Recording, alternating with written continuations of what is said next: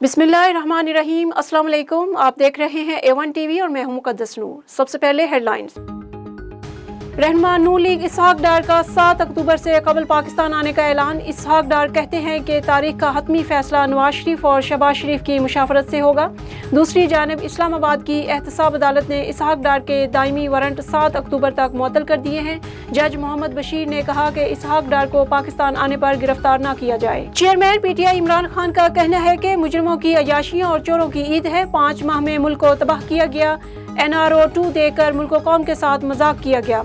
नवाज शरीफ आए, अच्छा इस्तकबाल होगा। मजीद बोले, हकीकी आज़ादी के लिए जल्द फैसला कुन काल दूंगा। PTI रहनुमा असद उमर का कहना है कि मसाइल संभालना इस हुकूमत के बस की बात नहीं है। ये सिर्फ अपनी करप्शन केसेस खत्म कराने में लगे हुए हैं। महंगाई की शरह 45% तक जा पहुंची।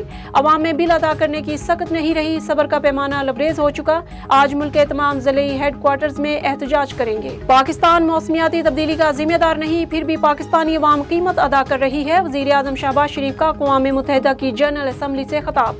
कहा, पाकिस्तान तबाहकुन हालात का शिकार हुआ। 1/3 हिस्सा आज भी पानी में डूबा हुआ है। बोले, कोई अल्फाज इजहार नहीं कर सकते जिससे हम दो चार हैं। परेशानी ये भी है कि बहरान से निमटने के लिए अकेले न रह जाएं।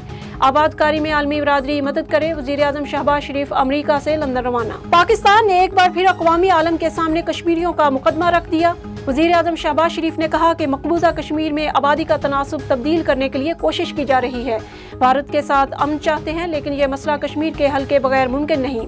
मसला कश्मीर पर भारत के साथ बैठकर बात करने के लिए तैयार हैं। मजीद बोले, इस्लामोफोबिया हाई शक्ल इख्तियार कर चुका, संजीदा इक़दाम उठाने होंगे।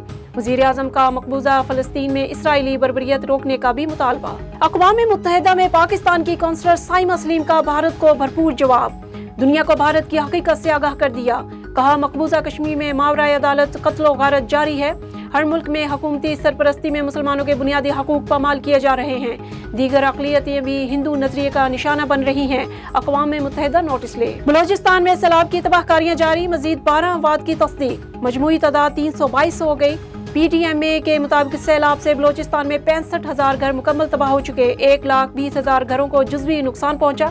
सूबे में मजमूई तौर पर 103 घर मुतासिर और 22 पुल टूट चुके। हेडलाइंस आपने जानी। मजीद खबरों और अपडेट्स के लिए देखते रहिए A1 टीवी। A1 टीवी, सब पे नजर, अंदर की खबर।